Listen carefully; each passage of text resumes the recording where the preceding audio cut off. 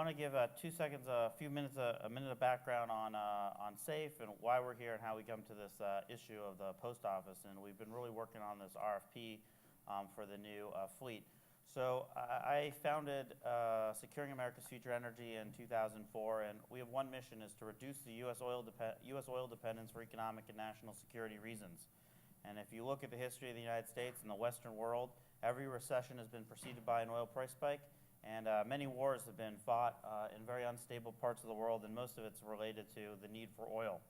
And so we are very focused on that question. And in 2004, when we started, we were able to recruit Fred Smith of FedEx to be our chairman, and General PX Kelly, 28th Commandant to the Marine Corps. And they a Marine, so Semper Fi. So they got engaged on this issue to really argue that it was time for the United States to really have a strategy. And we work on anything. We're very non-ideological in that, look, we believe we should produce more energy with increased environmental standards, but then we must transition to use that oil as efficiently as possible and also to have alternatives to oil. Because really the danger is that we only have one fuel source pretty much powering our transportation sector, and it's completely volatile, priced on a global market, and in most cases have collusion and corruption involved. So that's who we are. And how we got involved in this RFP process is, well, the U.S. Post Office has the largest private fleet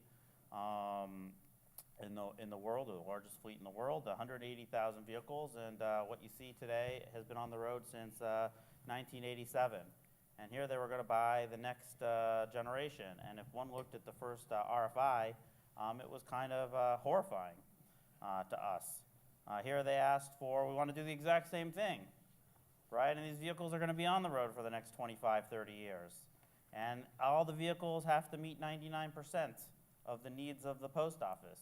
So where were you going to get any innovation there? And to us, this was a perfect opportunity for part of the U.S. government in some ways to lead the effort. And so we started doing an economic analysis looking at this and how the post office could lead. And we did this economic analysis with the former chief economist at the National Economic Council, the White House, and the Clinton administration. And what it showed was that that you could save even $2 billion doing a different type of RFI. And to us, this meant that, I mean, the joke we told, and it's not so funny, is that these vehicles will be on the road in 2045, essentially, in the way the way it's constructed. And the only people in the world in 2045 that will be driving a vehicle will be the post office, because everyone else will be in autonomous vehicles. And what do you do? And you know, it really concerned us. If one looks at the vehicles on the road today, you know, in the time since 1987, no airbags, right? Air conditioning, anti-lock brakes.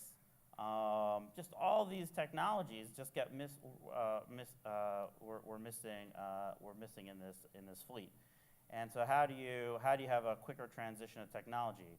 And that really feeds on what many CEOs of the major auto industry, of the major auto companies say. So Mary Barra of GM said, you know, the next 10 years of innovation, the auto industry will be more than the last 100. And I think that's very true. The other piece here is that you're spending a lot of money on maintenance. So $450 million. So to us, the question is what do you do? And we thought they had to redo the whole RFI. We've been sort of fighting for that. They did do something a little different in the RFP, but it still fails to meet this challenge for innovation. So my last couple points are, every post office in the world basically buys off-the-shelf vehicles. FedEx, UPS, DHL buy off-the-shelf vehicles and tailor them. And so to us, it was like, to have this innovation, we showed that you could buy off-the-shelf vehicles. We took existing vehicles, tailor them to the needs at the RFP, and that you could turn them over every 10 to 12 years and save $2 billion from their over the total cost of ownership.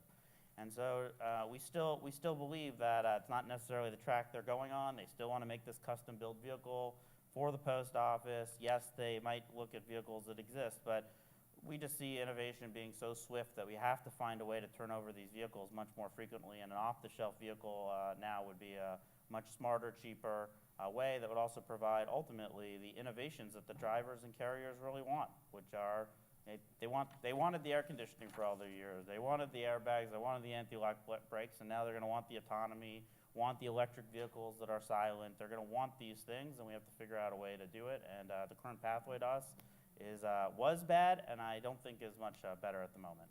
So I will stop there.